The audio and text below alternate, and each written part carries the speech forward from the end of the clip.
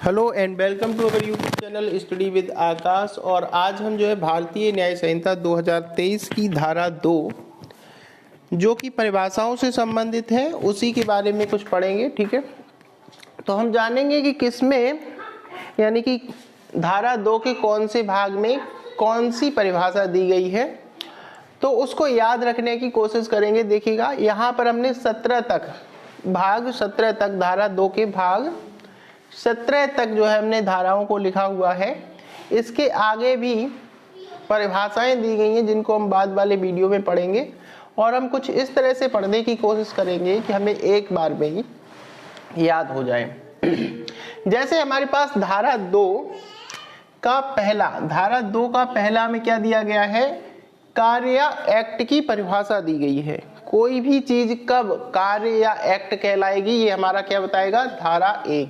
तो हम कुछ इस तरह से याद रखेंगे। पहली बात ये है कि हम कभी भी कोई कार्य नहीं करते, तो पहले में क्या हो गया, एक्ट हो गया। क्या हो गया, एक्ट या कार्य। ठीक है, एक्ट कुछ और भी आप लोग समझ सकते हैं, लेकिन यहाँ पर हम क्या लिखना है, कार्य। पहली नंबर पर क्या आ गया, कार्य आ गया। ठीक है, धारा 2 के पहले में क्या है, कार्य है। उसके बाद आता है धारा 2 का दूसरा। ठीक है, धारा 2 के दूसरे में क्या है, जीव जंतु की परिभाषा दी गई है। किसकी परिभाषा दी गई है, जीव जंतु की। ठीक है, आप लोग कैसे याद रखेंगे, मानव के अलावा पूरी दुनिया में 2 ही चीजें हैं, कौन कौन सी, जीव और जंतु। और जीव और जंतु की डेफिनेशन अगर आपसे पूछ लिया जाए तो वो क्या दी गई है, मानव के अलावा कोई भी जीवित प्राणी क्या कहलाता है, जीव जंतु कहलाता है। ठीक है, ये परिभाषा जो है जीव जंतु की दी गई है दूसरे पार्ट में, यहां लिखेंगे नहीं। ठीक है, अभी ऐसा ही रख रहे हैं। ये हो गया पहला कार्य, दूसरा जीव जंतु। तीसरा देखिएगा यहाँ पर तीसरे नंबर पर काय की परिभाषा दी गई है, बालक की परिभाषा दी गई है।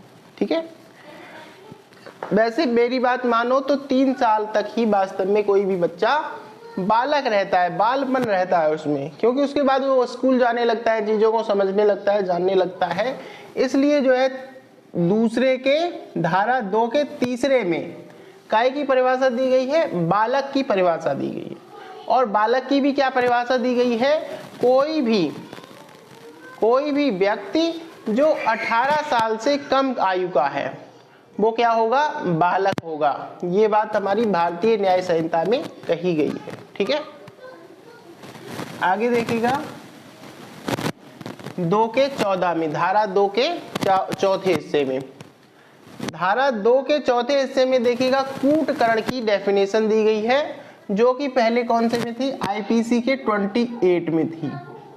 ठीक है, आईपीसी के 28 धारा में थी, यानी कि 28वीं धारा में थी। कूटकरण का मतलब होता है नकली। जैसे हम कहीं मार्केट में गए और हमने घी खरीदने की कोशिश की, तो उसने क्या किया, हमें नकली घी पकड़ा दिया। या फिर हमने कोई किताब छापी और वही किताब जो है कोई व्यक्ति अपने नाम से छापने लगा, तो क्या होगा, वहां पर हम जाएंगे 4 लोगों को लेकर के उसकी कुटाई कर देंगे।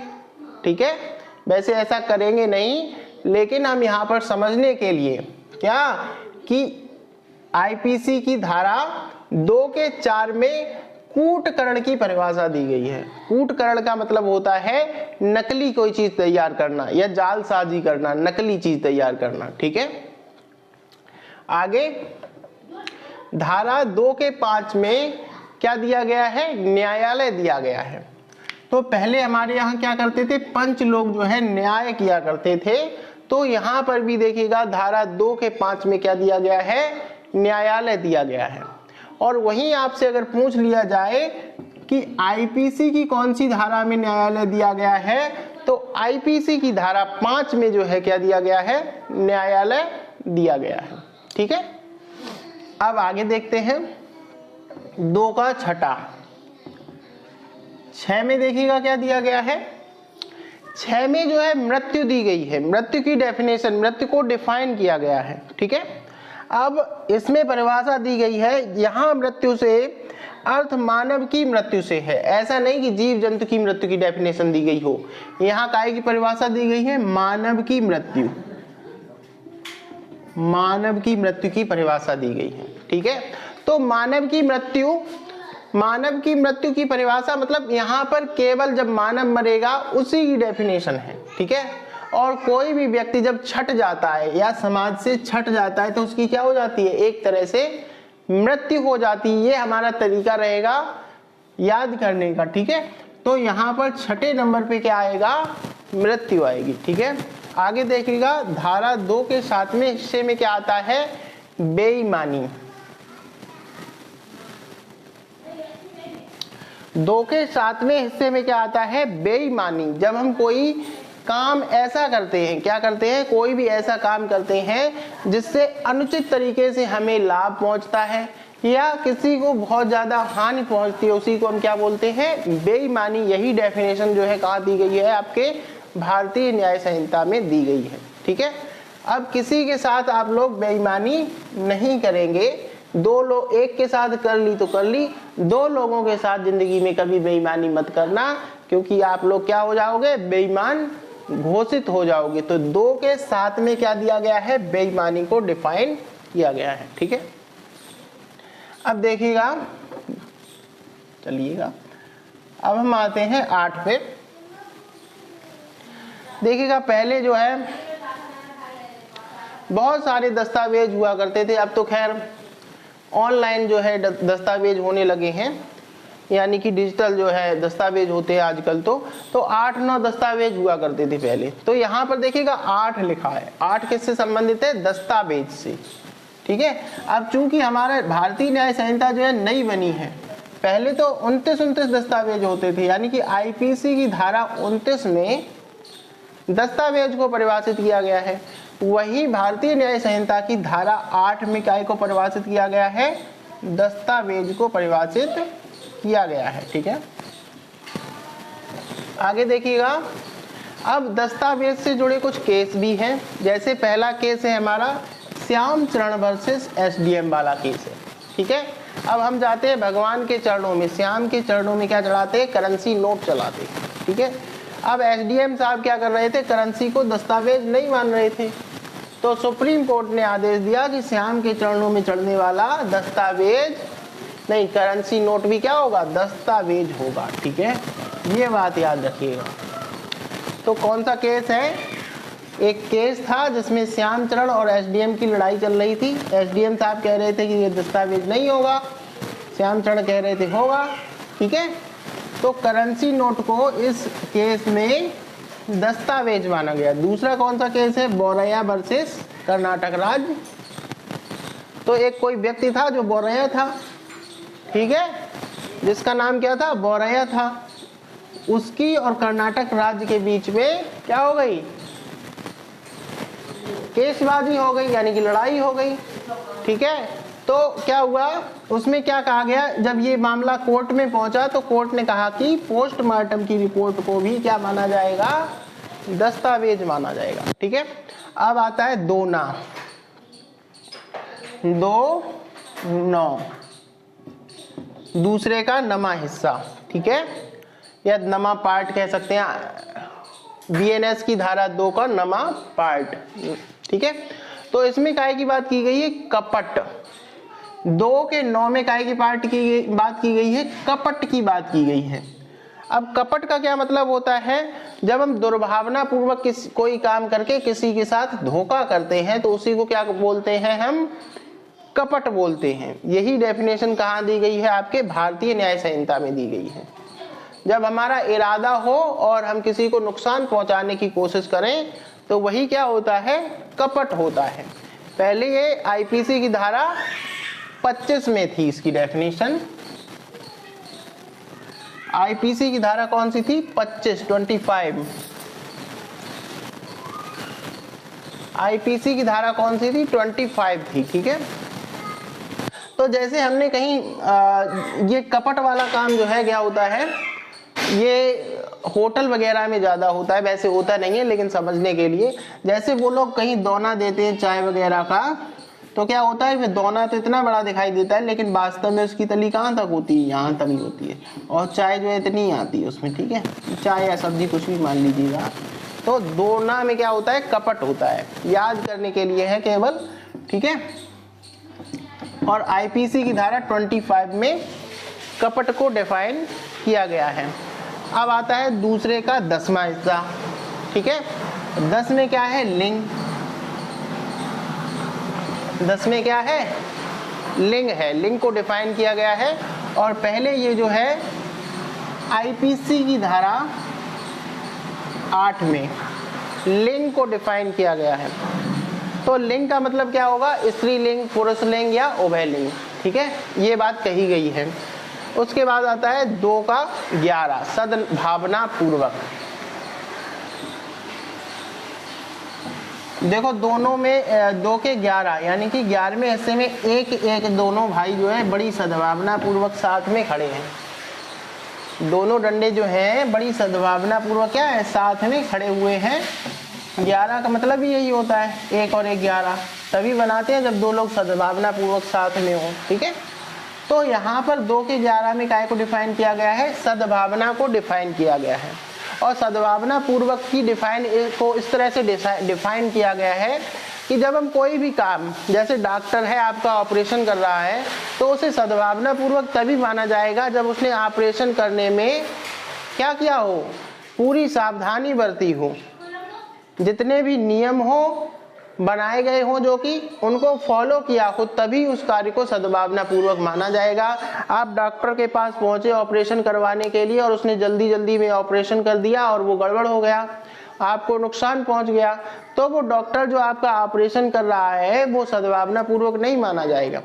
सद्भावना पूर्वक तभी माना जाएगा जब उसने पूरी सावधानी बरती और सब कुछ नियमों को फॉलो किया। फिर भी कुछ गड़बड़ हो गया तो ऐसी स्थिति में उसको डॉक्टर के अपराध को क्या माना जाएगा? सद्भावना पूर्वक माना जाएगा और उस तरह का दंड दिया जाएगा। दूसरा 2 के 12 देखिएगा, 12वें हिस्से में क्या आता है? सरकार, ठीक है। 2 के 12 में क्या है? सरकार, ठीक है। याद रख सकते हैं 12वीं, अगर आप सरकार की बात नहीं मानेंगे तो आपके 12 वाट लगा देगी, कुछ भी कह दो, मतलब याद होना चाहिए, ठीक है। उसके बाद 2 का 13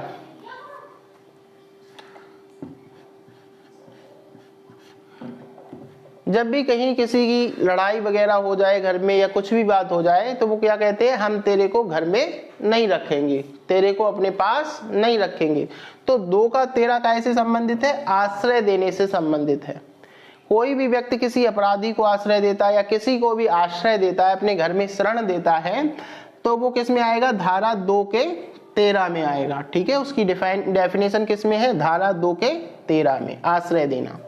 अगर कोई पति दोषी है किसी अपराध में और अगर पत्नी उसको आश्रय देती है तो पत्नी को आश्रय देने का दोषी नहीं माना जाएगा। ना ही अगर कोई पति जैसे है और उसकी पत्नी अपराधिनी है तो उस पत्नी को आश्रय देने के लिए पति को दोषी नहीं माना जाएगा, ठीक है। तो 2 के 13 कैसे संबंधित है? आश्रय देने से जुड़ा हुआ है। आगे देखिएगा 2 का 14 2 का 14वां हिस्सा जो है क्षति देने, क्षति पहुंचाने से संबंधित है। और क्षतियां भी 4 तरह की डिफाइन की गई हैं: शारीरिक, मानसिक, ख्याति और संपत्ति पर आधारित, ठीक है। कोई भी व्यक्ति किसी को भी क्षति पहुंचा सकता है, शारीरिक रूप से, मानसिक रूप से, ख्याति में क्षति कर सकता है और उसकी संपत्ति में क्षति पहुंचा सकता है। इसकी ट्रिक हमने इसलिए नहीं बनाई क्योंकि आप लोग खुद ही बना लेंगे, ठीक है। 2 का 14 तो क्षति पहुंचाने के लिए जो है शारीरिक, मानसिक, ख्याति और संपत्ति में क्षति पहुंचाने की बात है। 1 2 3 4 तरह की क्षति है, ठीक है। यहाँ पर भी 4 लिखा है। आगे देखिएगा 2 का 16 16वें हिस्से में काय को डिफाइन किया गया है? न्यायाधीश को डिफाइन किया गया है। काय को डिफाइन किया गया है? न्यायाधीश को डिफाइन किया गया है। अब हमारा एक साथी है, वो न्यायालय में लगा है, वो कहता है कि जज साहब दिन भर यही कहते रहते हैं कि वो फाइल रखी है वो ले आ, या जो हमने बताई थी 100 वाली फाइल ले आ, यानी कि 16। तो 16 काय से संबंधित है? न्यायाधीश से जुड़ी हुई। न्यायाधीश को डिफाइन किया गया है इसमें, ठीक है। तो किस में डिफाइन किया गया है न्यायाधीश को? 16वीं धारा में धारा 2 के 16वें हिस्से में न्यायाधीश को डिफाइन किया गया है। ठीक है, अब आता है 17वां हिस्सा। 2 का 17वें हिस्से में काय को डिफाइन किया है? जीवन या मानव जीवन को डिफाइन किया गया है। ठीक है, तो जब तक किसी भी व्यक्ति में जीवन रहता है, यानी कि जवानी का टाइम होता है या बचपन का टाइम होता है, तो वो सतर्क खड़ा रहता है। कैसे? इस तरह से स्ट्रेट खड़ा होता है। ठीक है, लेकिन जैसे जैसे उसका जीवन समाप्त होता है उसकी कमर क्या होने लगती है? टेढ़ी होने लगती है। ठीक है, तो सतर्क शब्द से आप लोग 17 याद रख सकते हैं। ठीक है, तो 2 का 17 मानव जीवन से संबंधित है या जीवन से संबंधित है। ठीक है, तो अभी हम इतना ही डिफाइन करेंगे, लेकिन एक बार इसको रिवाइज भी करेंगे किस तरह से हमने याद किया था। पहला नंबर, पहली बात, हम कोई काम नहीं करते, इसलिए पहला क्या हो गया? एक्ट या कार्य। ठीक है, दूसरा हमने क्या बताया था? मनुष्य के अलावा 2 ही है इस दुनिया में, वो है जीव जंतु। मानव अपने आप को जीव जंतुओं से अलग मानता है।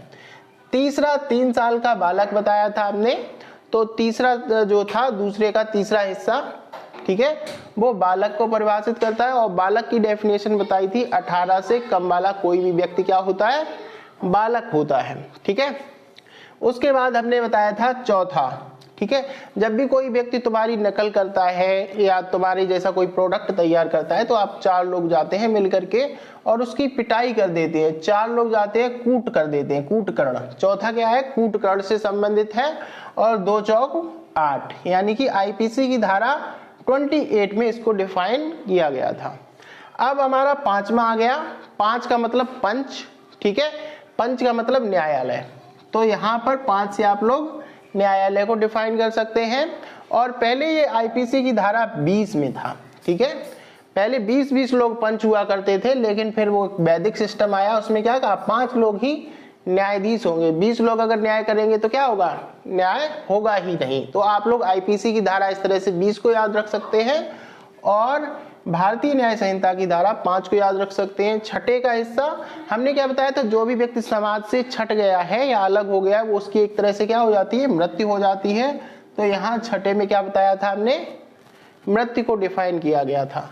2 के साथ हमने क्या कहा था? 2 के साथ कभी बेईमानी नहीं करना। 1 के साथ कर ली तो कोई बात नहीं, लेकिन 2 के साथ कभी बेईमानी नहीं करना। ये सिर्फ याद करने के लिए है। ठीक है, तो 2 के साथ में क्या है? 7वें हिस्से में काय को डिफाइन किया गया है?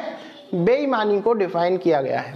उसके बाद हमने बताया था 8 दस्तावेज हमसे संभाले नहीं जाते, लेकिन ये पहले 9 हुआ करते थे, यानी कि 29 हुआ करते थे। तो 8वें में क्या है? दस्तावेज है। और इसमें हमने केस के बारे में भी चर्चा की थी, जिसमें पहला केस था श्याम चरण वर्सेस एसडीएम। इसमें क्या था? नोट को भी दस्तावेज माना गया था। और दूसरा केस कौन सा था?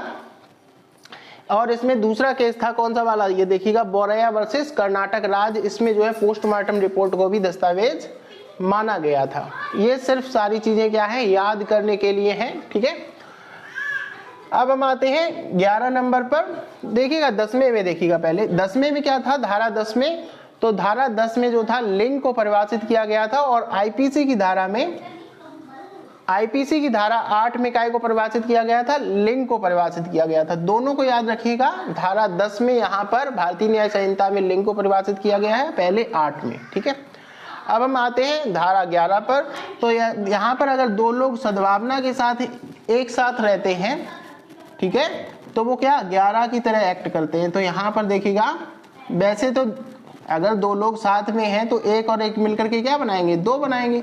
लेकिन अगर उनके बीच में सद्भावना है तो वो क्या करेंगे? पूरा 11 बना देंगे। ठीक है, तो 11वां नंबर कैसे जुड़ा है? सद्भावना को डिफाइन करता है। और सद्भावना में भी हमने क्या बताया था? ऐसा कोई कार्य जो आप पूरी सतर्कता के साथ करते हैं, सारे नियमों को फॉलो करते हुए करते हैं, फिर भी आपसे कुछ गड़बड़ हो जाए तो वो सद्भावना पूर्वक कार्य माना जाएगा और वो अपराध की श्रेणी में तो आएगा, लेकिन उसकी सजा उतनी भीषण नहीं होगी। ठीक है, उसके बाद 12वां नंबर आता है। 12वां नंबर कैसे संबंधित था? तो अगर आप कोई गलत काम करेंगे तो सरकार आपकी क्या कर देगी? 12 वाट लगा देगी, यानी कि आपकी कंडीशन को खराब कर देगी। 12 वाट लगाना मतलब नुकसान पहुंचाना। तो कौन पहुंचाएगा नुकसान आपको? अगर कोई गलत काम करेंगे, अपराध करेंगे, सरकार करेगी। तो सरकार को किसमें क्या था? हाँ, सरकार को किसमें डिफाइन किया गया है? 12वें नंबर में डिफाइन किया गया है। ठीक है, उसके बाद हमने धारा 13 पढ़ी थी। जब भी घर में लड़ाई हो जाती है, कुछ भी हो जाती है, तो बच्चे को क्या जगह जाता है कि चल तुझे हम अपने घर में नहीं रखेंगे। ठीक है, तो तुझे हम तेरे को अपने घर में नहीं रखेंगे, यानी कि 13 का मतलब क्या हो गया, आश्रय देने से संबंधित है 13वां नंबर। और आश्रय भी कैसा, इसमें क्या शर्त बताई थी, अगर कोई पति या पत्नी एक दूसरे को शरण देते हैं अपराध की स्थिति में भी, तो भी उनको आश्रय देने का दोषी नहीं माना जाएगा। 14 नंबर क्या बताया था, क्षति से जुड़ा हुआ बताया था, और क्षति मतलब नुकसान पहुंचाना। और क्षति भी यहाँ पर हमने 4 तरह की बताई थी, शारीरिक, मानसिक, ख्याति और संपत्ति। ठीक है, ये 4 तरह की क्षति बताई थी। 16 बताया था न्यायालय से, न्यायाधीश से जुड़ा हुआ। 16 किससे संबंधित है, न्यायाधीश से संबंधित है। तो हमने बताया था न्यायाधीश के बारे में, हमारा एक दोस्त है जो नौकरी में लगा हुआ है, और न्यायाधीश कहते हैं वो वाली फाइल लिया, सो वाली फाइल लिया। तो इस तरह से आप लोग याद रख सकते हैं। 17 बताया था कोई भी व्यक्ति स्ट्रेट कब खड़ा होता है, सतर्क होकर के कब रहता है, जब उसमें जीवन होता है। ठीक है, एक मरियल सा आदमी स्ट्रेट फॉरवर्ड नहीं खड़ा हो सकता है, बात नहीं कर सकता है। इस तरह से 17 को आप याद रख सकते हैं जीवन से। और जीवन का भी यहाँ पर मतलब क्या है, मानव जीवन से मतलब है, जीवन का मतलब। तो अभी के लिए परिभाषाओं में बस इतना ही, और मिलते हैं अगले वीडियो के साथ इसी के बाद तुरंत जो कि आएगा, और उसमें हम और परिभाषाओं की बात करेंगे। उम्मीद करता हूं कि इन तरीकों से आपको परिभाषाओं में कभी भी कोई भी गड़बड़ी नहीं होगी। लेकिन अभी हम खत्म करने से पहले कल का भी रिवीजन कर लेते हैं। जैसे यहाँ पर लिखा हुआ है 2023। ठीक है, तो 2023 हमने बताया था, 2023 में हमारी BNS आई थी, इसलिए हमने यहाँ पर भारतीय न्याय संहिता 2023 उसका नाम रखा था, जो कि 1 जुलाई 2024 को लागू हुई थी, जिसमें 20 अध्याय थे, 358 क्या था, धाराएं थी। ठीक है, और ये जो BNS 2023 शब्द लिखा हुआ था, ये धारा पहले में लिखा हुआ था, और जो कि हमारे गणतंत्र के, हमारे देश के गणतंत्र के बनने के 74वें वर्ष में तैयार की गई थी, क्या, BNS। ठीक है, ये बात भी हमने बताई थी। और जो BNS है भारतीय जल सीमा में 12 नॉटिकल मील तक अप्लाई होती है। पहले 3 नॉटिकल मील तक ही अप्लाई होती थी। 1 नॉटिकल मील में 1852 मीटर होते हैं। और संविधान का अनुच्छेद 361 क्या कहता था, कोई भी व्यक्ति जो कि राज्यपाल या राष्ट्रपति के पद पर है, उसे भारत के किसी भी न्यायालय में उस पर कोई भी केस नहीं चलाया जा सकता। ये अनुच्छेद जो है 361 हमारा कहता है। तो ये कल का रिवीजन भी हो गया। तो अभी हम मिलते हैं अगले वीडियो में तुरंत इसके बाद, उसमें हम क्या करेंगे, इस सब का रिवीजन करेंगे, और जो भी नई परिभाषाएं होंगी उनको भी पढ़ने की कोशिश करेंगे। तो अभी के लिए बस इतना ही।